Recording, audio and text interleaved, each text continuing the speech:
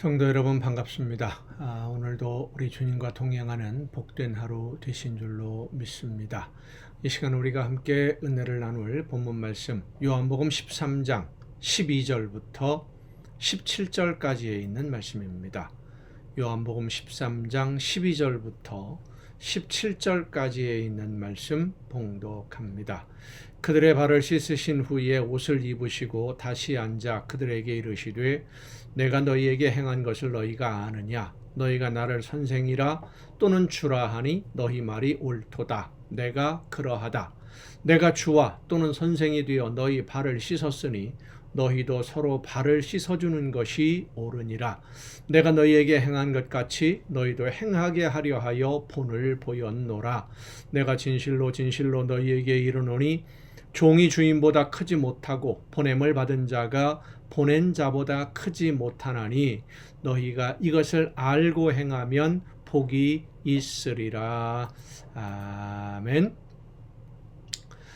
스승이 제자들의 발을 씻는 것은 예수님 당시의 사회 분위기나 그 당시 사회 통념으로 볼 때 있을 수 없는 일이고 상상할 수도 없는 그런 행동이었습니다.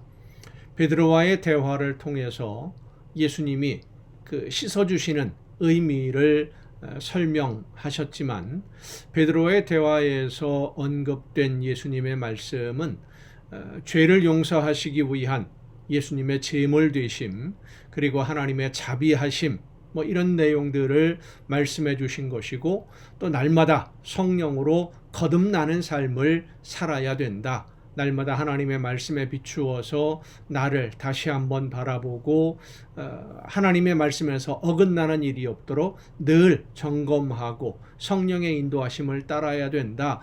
이런 의미를 말씀하신 것인데 여기에 예수님이 모든 제자들에게 한 가지 의미를 더 설명해 주시는 것이 바로 오늘 본문 말씀입니다. 스승인 예수님이 제자들의 발을 씻는 것은 하나님의 나라 정신인 섬김을 실천으로 보여주신 것이다 라고 하는 것을 말씀해 주십니다. 하나님의 나라의 정신, 하나님의 나라는 바로 섬김의 나라다 라고 하는 것이죠. 스승이 제자들의 발을 씻어주는 것과 같이 서로의 발을 씻는 하나님의 나라 주인이신 예수님이 제자들의 발을 씻어주신 것처럼 그렇게 서로가 서로를 섬기는 것이 바로 하나님의 나라다. 발을 씻어준다 라고 하는 것은 결국 섬김을 의미합니다. 섬김이라고 하는 것은 낮은 자가 높은 자를, 그러니까 지위가 낮은 사람이 지위가 높은 사람을 대하는 자세가 아니죠. 지위가 높은 사람이 지위가 낮은 사람을 섬길 때 그것을 섬김이라고 표현을 합니다. 사회적 지위가 높지만 자신보다 지위가 낮은 사람을 진심으로 사랑할 때 섬기게 되는 것입니다. 종이 주인을 대하는 것은 당연한 겁니다. 하지만 주인이 종을 사랑함으로 존중하고 섬기는 것은 쉬운 일이 아닙니다. 그래서 하나님의 나라 섬김, 진정한 섬김은 사랑해야만 가능합니다. 예수님은 제자들을 진심으로 사랑하셨고 그 사랑을 섬김으로 말씀해 주시면서 섬김이 어떤 것인지를 행동으로 보여주신 것이 바로 제자들의 발을 씻어주신 것입니다. 그래서 너희가 이것을 알고 행하면 복이 있으리라 말씀하신 것입니다. 하나님의 나라는 많이 맡은 사람이 많이 섬기고 많이 사랑해야 하는 나라입니다. 하지만 이 세상은 많이 가진 사람이 재물과 권력을 독점하고 소유하고 있으면서 자기보다 적게 가진 사람을 억압하고 통제하는 것을 당연하게 여기고 있지요. 오늘 우리 사회가 그렇지 않습니까? 그래서 좀 이상하게 들릴지 모르겠습니다만은 자본주의와 공산주의도 마찬가지고 독재라고 하는 권력들도 마찬가지고 이렇게 권력을 중심으로 모든 것을 누리는 그리고 자본을 중심으로 모든 것을 누리는 이러한 그 사회 질서는 지극히 비성경적이고 지극히 비기독교적입니다. 하나님의 말씀과 하나님의 나라에 지극히 반대가 되는 경제 구조라고 할 수 있습니다. 물론 자본주의 사회에서도 하나님의 나라 정신을 실천하려는 사람들 많이 가지고 있으면서 나누고 섬기고 봉사하는 일들을 하는 사람들도 상당히 많이 있습니다만은 그들이 자신들에게 있는 모든 것을 다 포기하고 예수님을 따르고 있습니까? 그렇지는 않습니다. 자기가 가지고 있는 것 중에 일부를 나누는 것일 뿐이죠. 예수님은 한 부자가 예수님을 찾아와서 영생의 길을 물었을 때 처음에는 하나님의 말씀인 율법을 지키라 라고 말씀을 하셨고, 자기는 율법을 잘 지키고 있다 라고 자신 있게 대답하는 그 사람에게 가지고 있는 것을 다 팔아서 가난한 사람들에게 나누어 주고 너는 나를 따르라, 그렇게 말씀하셨습니다. 그러니까 이 부자가 가진 것이 많아서 근심하며 집으로 돌아갔다 라고 성경은 기록하고 있습니다.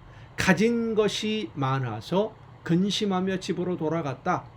예수님이 네가 가지고 있는 것 중에 일부, 한 3분의 1, 절반 이 정도를 팔아서 이웃을 섬기는 일에 사용해라 라고 하셨다면 아마도 그는 영생을 위해서라면 기꺼이 그대로 따랐을 수도 있을 것이겠지만 가진 것을 다 나누어 주라, 그러니까 근심하게 된 것이죠.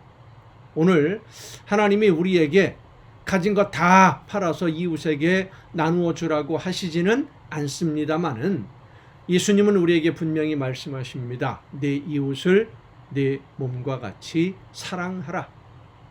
이웃을 내 몸과 같이 사랑하면 지위 고하를 막론하고 모든 이웃을 진심으로 사랑한다면 진심으로 이웃의 아픔이 내 아픔이 되고 이웃의 무거운 짐이 내 짐이 되어서 함께 그 아픔과 짐을 나누어지지 않으면 견디지 못하는, 그래서 그 사랑으로 섬기게 되는, 그것이 바로 하나님의 나라라고 하는 것입니다.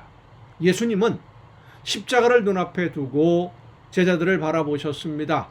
이제 목자 없는 양들처럼 혼란 속에 흩어져 도망가고 두려워해야 될 제자들의 모습들, 그리고 성령이 임하심으로 그들의 모든 것이 변함으로써 혼란과 고난을 당하면서도 하나님의 나라를 위해 일하게 될 제자들의 모습을 바라보시면서 그들을 진심으로 사랑하셨기에 제자들의 발을 씻어 주신 것입니다.